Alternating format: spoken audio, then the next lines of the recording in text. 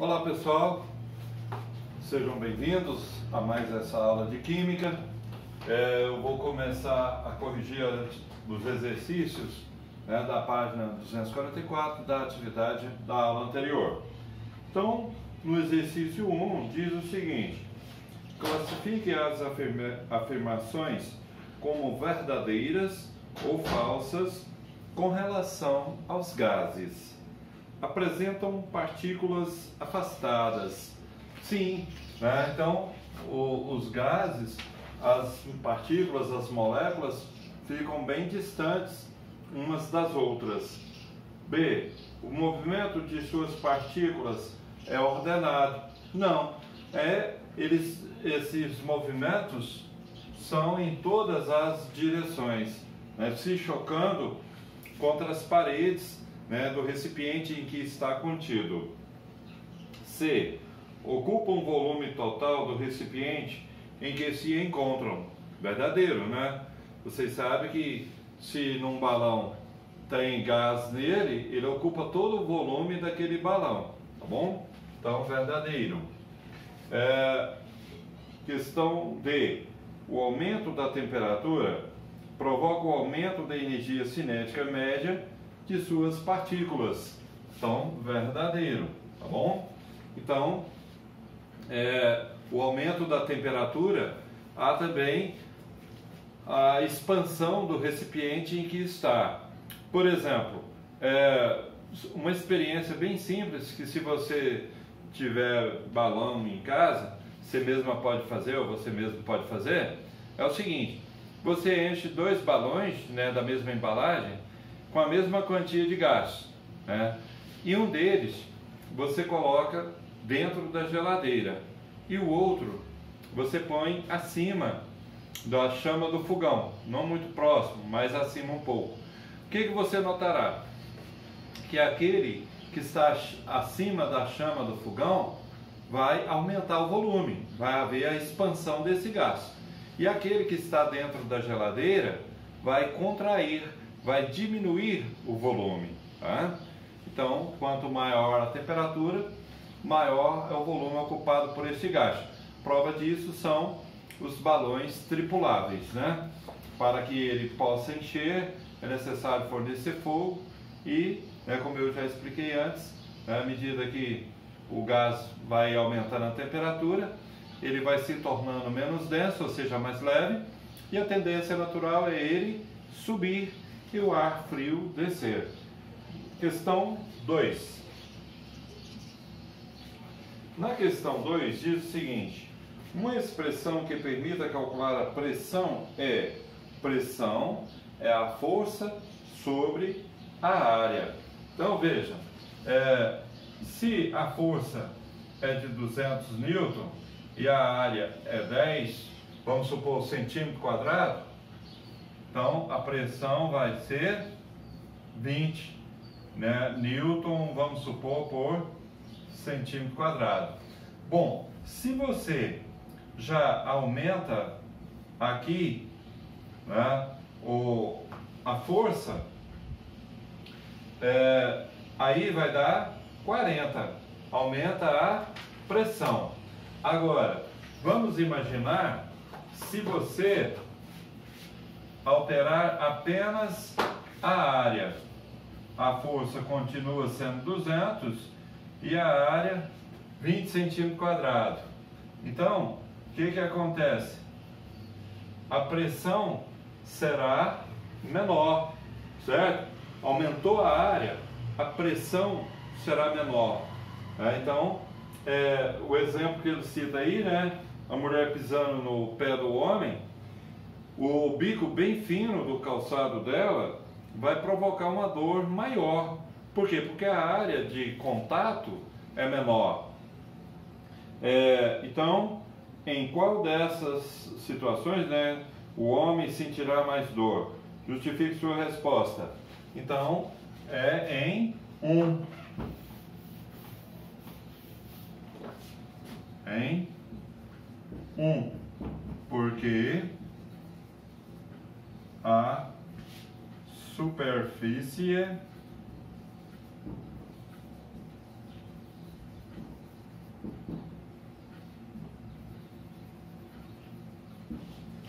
que a superfície de contato é menor. Questão 3.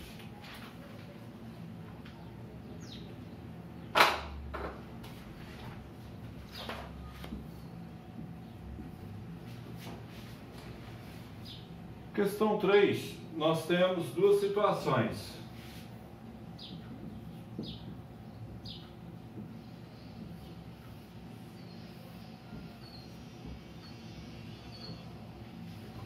Então, ele diz o seguinte, letra A. Em qual dos frascos o número de colisões é maior? Então, é no frasco A. Por quê?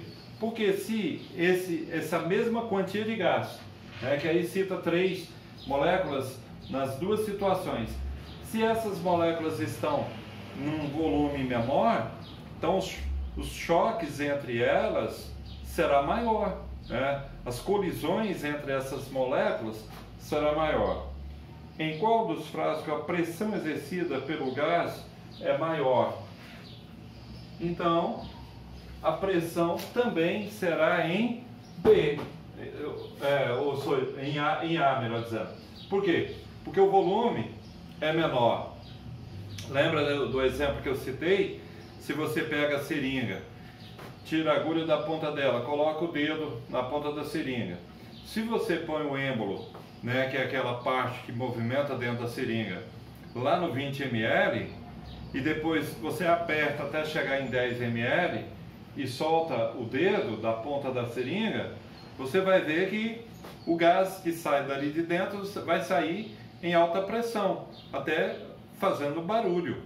Por quê? Porque ali a quantidade de gás é a mesma, ocupando um volume menor. Então ali a pressão é menor, é maior, melhor dizendo. Tá bom?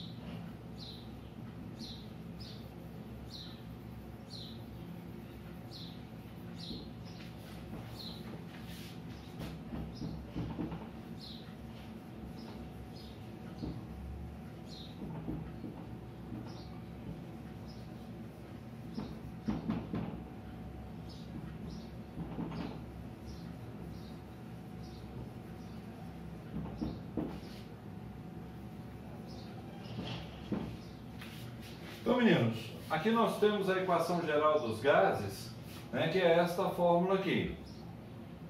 Então, como eu coloquei aqui, pressão inicial, tudo que tem índice 1 se refere a inicial. Tudo que tem índice 2 se refere a final. Veja, então aqui P1, pressão inicial, P2, pressão final, V1, volume inicial, V2, volume final, T1, temperatura inicial, T2, temperatura final. Olha, eu não coloquei as unidades porque essas unidades elas podem variar, né? Por exemplo, unidade de pressão pode ser par de Pascal, pode ser ATM de atmosfera, pode ser mmHg, que é milímetro de mercúrio, ou cm, que é Hg, que é centímetro de mercúrio, e assim por diante. Então, esse aí. O que vai acontecer? Quando é que eu vou usar esta fórmula? Quando o exercício te fornecer os três dados. Quando o exercício mencionar pressão, volume e temperatura, né? Aí você vai usar essa fórmula. Obviamente, tem como você calcular qualquer uma das 6 incógnitas. Para isso, ele tem que fornecer as outras 5, né? Nesse caso.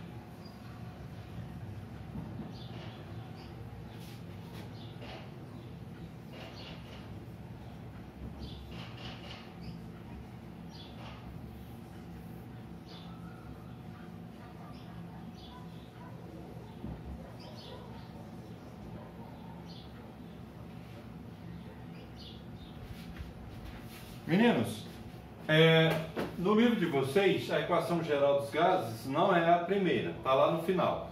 Por que eu coloquei ela primeiro? Para ficar mais fácil, para você entender, né, a minha explicação e a dedução das fórmulas. Iso quer dizer igual, térmico quer dizer temperatura.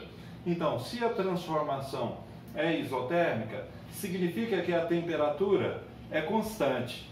Então, vamos supor que aqui seja uma temperatura de 50 graus Celsius, aqui também 50 graus Celsius. Trazendo os conhecimentos matemáticos para cá, quando os denominadores são iguais, o que podemos fazer?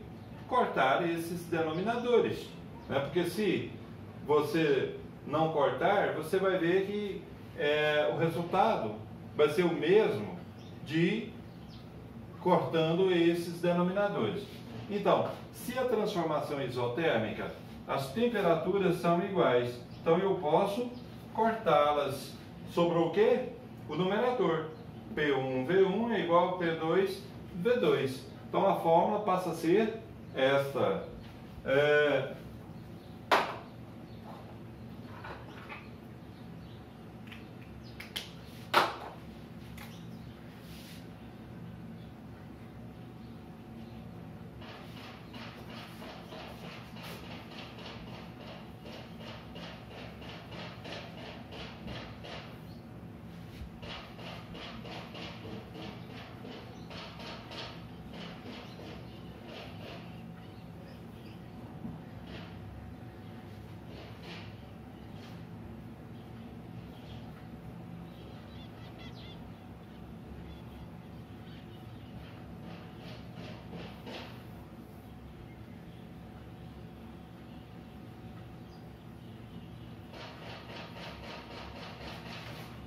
A outra é isobárica. Bárica quer dizer pressão. Isobárica, que a pressão é igual, é constante. Aí, voltando aqui, se as pressões são iguais, né? Na matemática, com certeza, vocês deparam com situações assim. Suponhamos que aqui é 4, aqui é 4. Você pode cortar, né? Porque se você multiplica cruzado, um vai ficar dividindo o outro, dá 1 e desaparece. Então, você cortando a pressão, vai sobrar o quê? V1 sobre T1, V2 sobre T2, tá bom?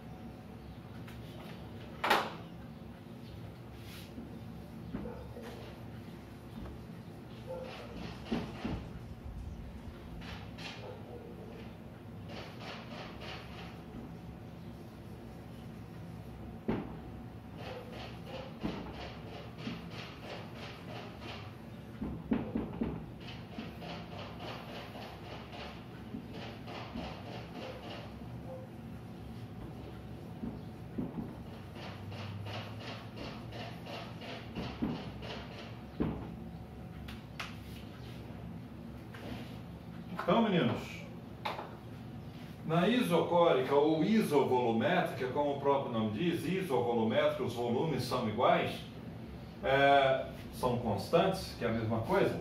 Você imagina cortando o volume aqui. Sobra o quê? P1 sobre T1, P2 sobre T2. Esta é a outra fórmula. Então, a princípio nós vamos trabalhar com essas 4 fórmulas. Posteriormente, tem uma outra que eu vou trabalhar separado, tá bom? Cair em tubo, esse apagador, esses pincéis.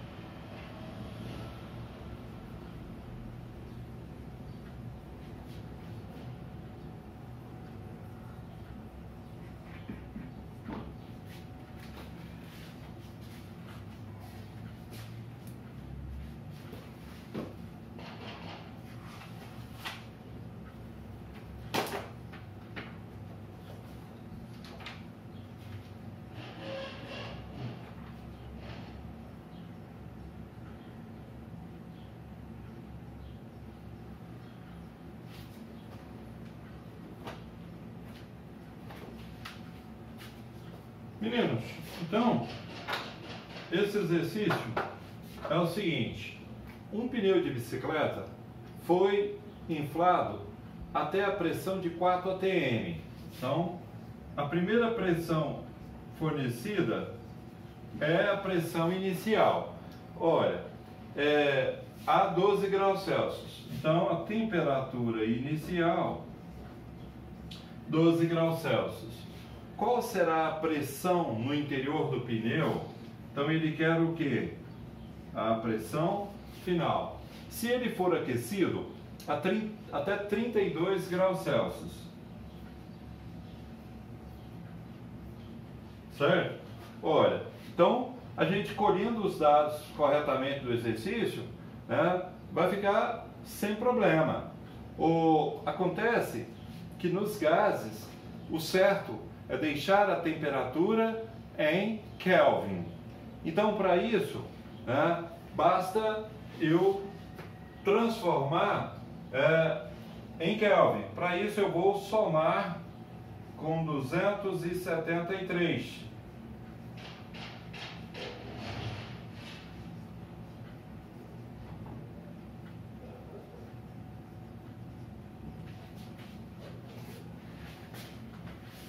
Fazendo a calculadora para ganhar tempo.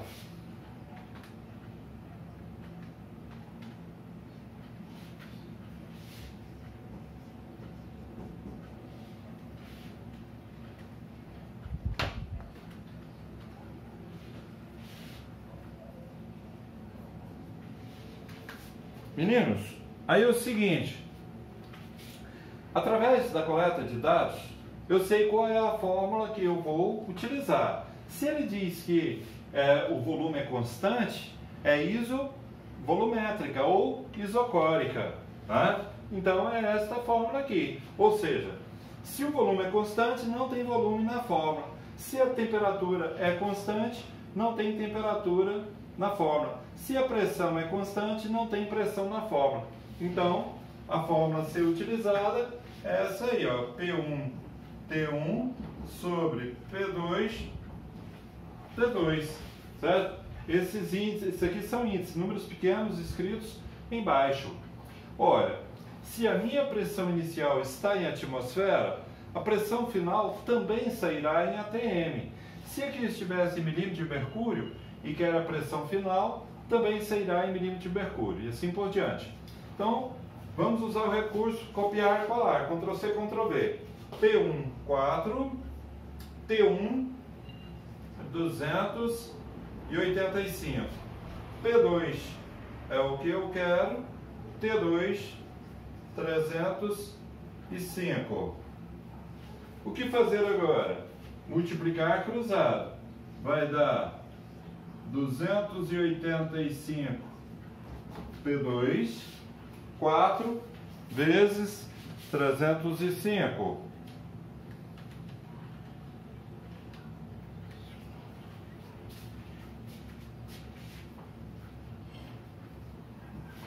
Isolando o P2, vai ficar 1220 sobre 285.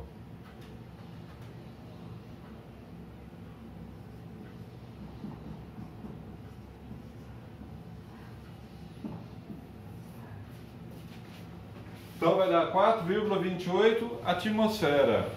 Então, meninos, é isso aí. Creio que vocês entenderam. Se houver dúvidas na atividade, pode estar postando, né? Que eu vou estar esclarecendo para vocês. Para terminar, vou ler uma mensagem. A história é grande, mas vale a pena ler. Uma mãe e um bebê camelo estavam por ali à toa, quando de repente o bebê camelo perguntou: Mãe, posso te perguntar algumas coisas? Claro, filho. O que está incomodando o meu filhote? Por que os camelos têm corcova? Bem, meu filhinho, nós somos animais do deserto. Precisamos das corcovas para reservar água e por isso mesmo somos conhecidos por sobreviver sem água. O bebê, certo, E por que nossas pernas são longas e nossas patas são arredondadas? Bem, meu filho, certamente elas são assim para permitir caminhar no deserto. Sabe, com essas pernas eu posso me movimentar pelo deserto melhor do que qualquer um, disse a mãe toda orgulhosa. O bebê, certo. Então por que nossos cílios são tão longos? De vez em quando eles atrapalham minha visão. E a mãe responde, meu filho, esses cílios longos e grossos são como uma capa protetora para os olhos.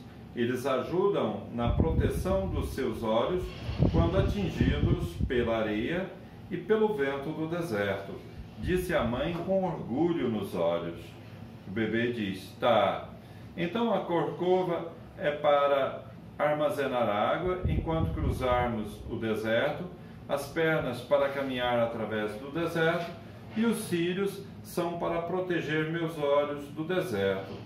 Então, o que estamos fazendo aqui no zoológico? Moral da história: habilidade, conhecimento, capacidade e experiências são úteis se você estiver no lugar certo. E eu pergunto, onde você está agora? Meninos, até a próxima, um bom trabalho, tchau!